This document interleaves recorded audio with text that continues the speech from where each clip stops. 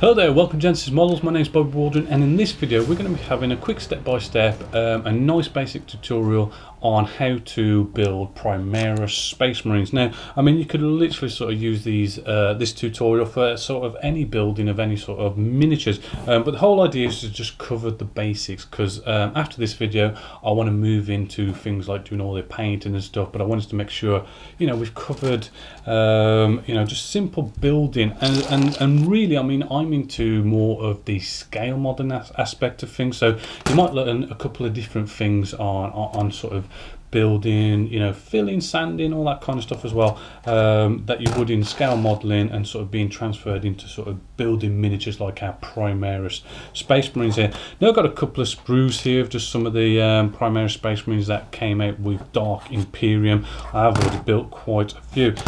So first off, cutting these off of the sprue, which might sound kind of simple, but I mean, really there is a wrong way and a right way of doing it. Looking at our piece just here, if we can just say, in fact I want to use this one. This one's got a good example to it. When cutting the pieces off, you don't really want to be going up and going right up to the actual miniature part like so, right? What you want to be doing is just move your blade up a little bit so you can just see, you know, that millimetre or two of the sprue still being attached to the actual miniature. One other way you could do that is maybe just turn your cutters the other way, right, and you get that same sort of cut. For the big example here is the old shoulder pad thing going on here. If we sort of cut here, we get that nice bit of leftover sprue on our shoulder pad. But if we say cut it right up to the shoulder pad, as I'm going to show you an example here, it can do all sorts of damage to the actual piece. I mean, sometimes it can, sometimes it can't, but I mean, if we look here, we've cut right up to the piece, and that could leave all sorts of sort of, you know, damaged plastic on the detail area just there, whereas over on this shoulder pad you can see there's still that nice bit of tab, and that's come off maybe a bit too easy, not exactly a best of examples, but on the feet here as well, I mean, you can see that left over.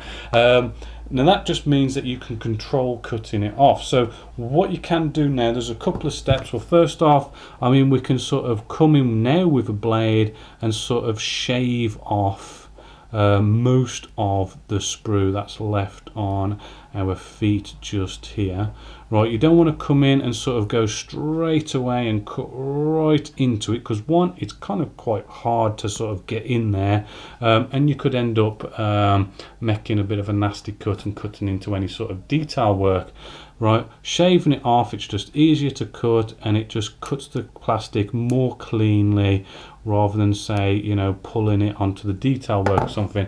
And then you want to sort of just leave a tiny little bit of the plastic, say, actually still left on the sprue, and then you want to get out some sanding sticks, right? So I've got like a nice fine sanding stick here. It's they're called skinny sticks. You can get them to all sorts of sort of online scale modeling shops and stores and stuff.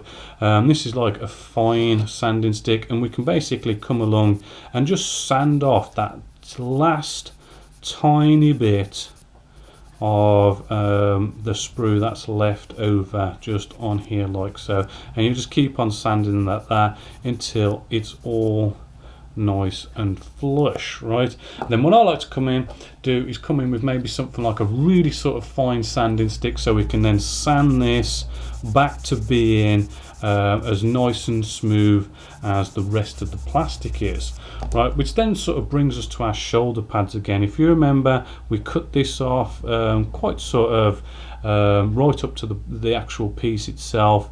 We've potentially, as you can see with that sort of white mark there, you know, we've sort of slightly marked those shoulder pads. And the last thing we want to see is like some sort of dip into the shoulder pads. We want it to be all nice and smooth and everything. So what we're going to do, we can use, there is so many actual fillers that you can go out there and actually use.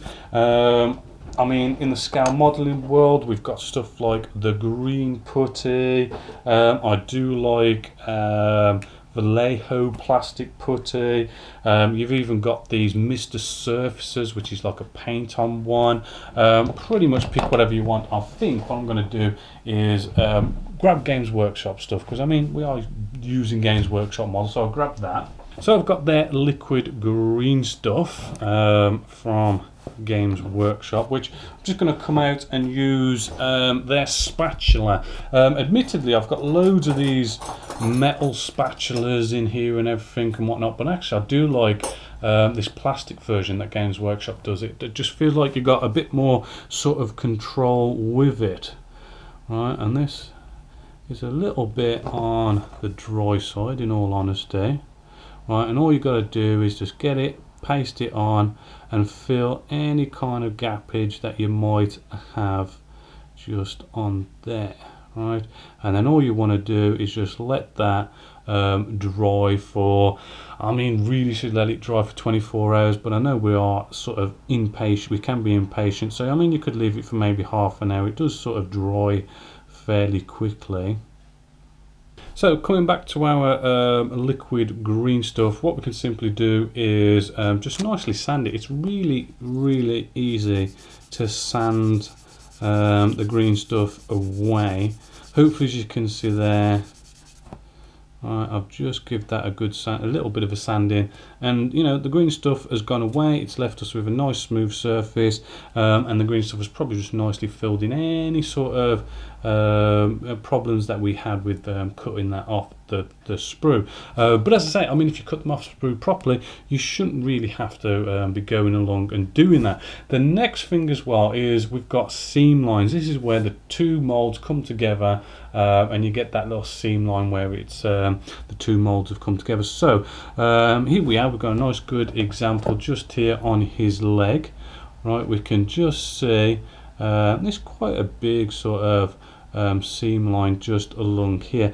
Now there are a few ways you can sort of get rid of them. I mean, we can come in with the sanding sticks again, nice fine sanding stick along here should nicely, you know, sand that seam line to a seamless finish, right, and get our leg there looking as if you know, it wasn't sort of done in a mold and it's all one piece, and it just makes things look a lot neater. Plus, when you come along to do any sort of washes maybe later in the painting stage, you know, those seam lines are going to show up really easy. Another thing as well, because I mean, with those sanding sticks, as much as there might be skinny sanding sticks and stuff, you know, they're still not going to get into all those sort of really sort of hard to reach corners and stuff. Me personally, I like to just come in with a nice blade and scrape it down, right? And by scraping it, you remove the seam line. Let's find another one if I can. Here's another one just here. Right, we can just scrape down, and that can get it looking all nice and smooth still as well, even with a blade. You're just scraping that plastic, scraping that seam line off, and making it again look seamless. And you can, and basically you want to do that all around the model. Just remove all those little seam lines that are appearing and everything, and then you're ready to sort of start doing some gluing. So when it comes to gluing, there are lots and lots of glues out there. I've been doing this for years, and really when it comes to, you know, plastic models like these that are made of styrene plastic, you know, the best glue you can go off and get. It isn't super glue or even sort of Games Workshop super glue. Actually, I love Tamiya Extra Thin Cement. This is not a bonding glue. This is more of a welding type glue, because what it does is it will, instead of a bonding glue where it just brings the two pieces together and there's like glue in the middle that holds them together, Tamiya Extra Thin Cement doesn't do that. What it actually does is the glue, the plastic will actually melt, right? And when it melts, the two pieces then start to merge together and they lock in and weld together, which makes such a much more stronger sort of gluing it together, as well as when it comes to anything like gaps or anything like that, it will close them up a bit as well. So when using this stuff, it isn't a case of let's get out the glue, right, and then go around any sort of areas you want glue in and then bring the piece together. With Tamiya Extra Thin Cement, what you do is with it unglued, you bring the pieces together, right? And the cool thing is, because the glue is it's thinner than water, it's really thin, it's got a excellent capillary action to it. What you do is you find your seam line, you get your glue, and then you just paint it onto these seam lines, right, which then the glue sucks into those seam lines and gets in there and glues and welds and melts the plastic together. And you just want to follow around those seam lines really nicely. The other thing is as well about this glue, or these types of glue, is they also have they dry really quickly. So if you're kind of thinking, you know, I'm touching surface detail, the thing is, where it touches on the surface and it's, you know, it can get to the air, it dries off really quickly and does like no damage to any surface area, as long as you don't absolutely whack it on a lot. But when it goes into the recesses and that, it can stay there and it just melts it and everything, and it does that rather well. And what we can do as well is, using, you know, just a simple peg, we can now sort of hold that together, and anywhere where you'd think, oh, there'd be a bit of a gap, because it's going to melt the two plastics, it's going to sort of help close any gaps up as well, to make the work look a lot neater.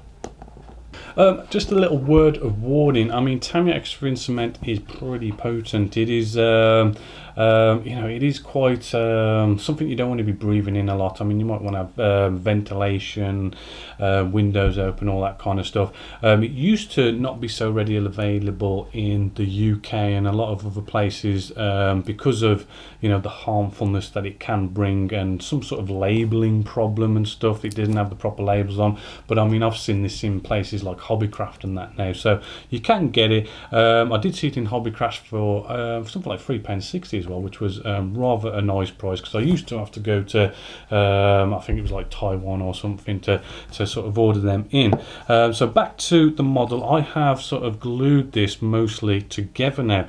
Now when it comes to painting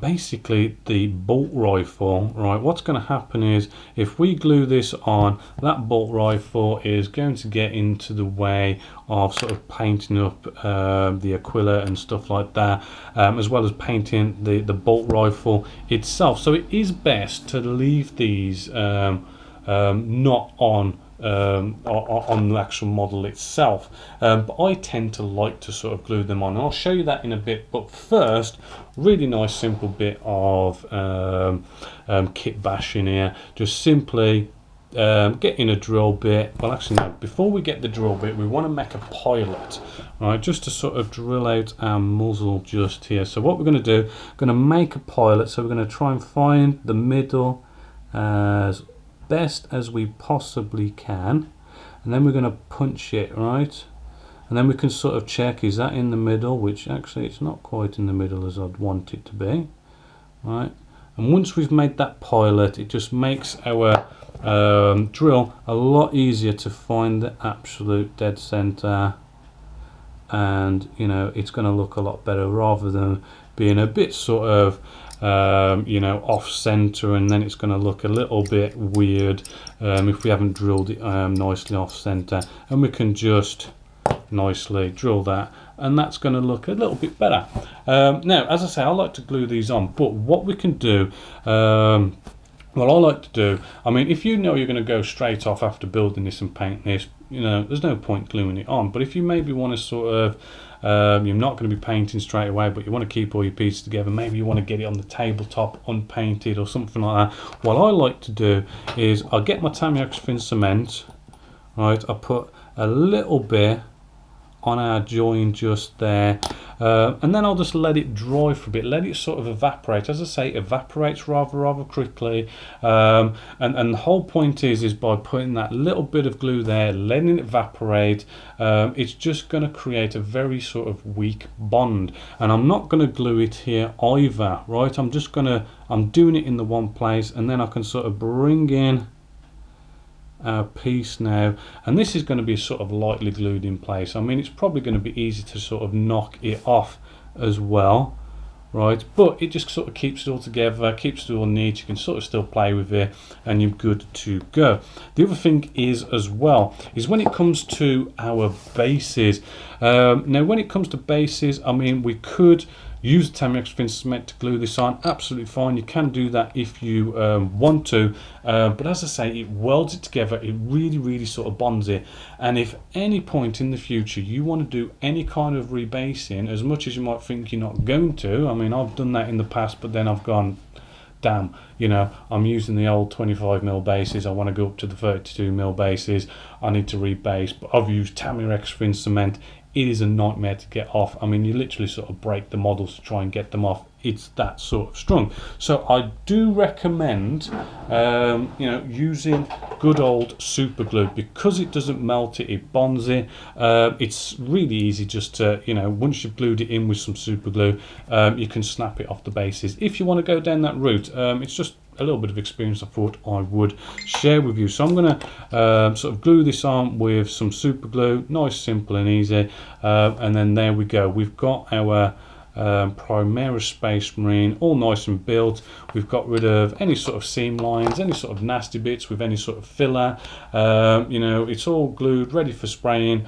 We can break off our weapon if we want to. We can even, I'll just break it off, show you how easy it is to do. We can even, because we've drilled a little hole here, we can even come along with a cocktail stick, so that when we do some spraying, we've got it hands-free as well, which is also a nice little technique that we can use. So hopefully you've enjoyed this quick sort of breakdown of a quick how to sort of build miniatures, and specifically our Primaris Marines. After this, I do intend to do a bunch of sort of painting guides and whatnot. I just wanted to do this nice basic sort of video to sort of go with all the painting guides that are going to come with building and painting Space Marines, and all sorts of miniatures that we can paint from all the different games that are out there right now. So hopefully you've enjoyed that. So until next time, my name is Bob Waldron, this is Genesis Models, and I hope you've enjoyed.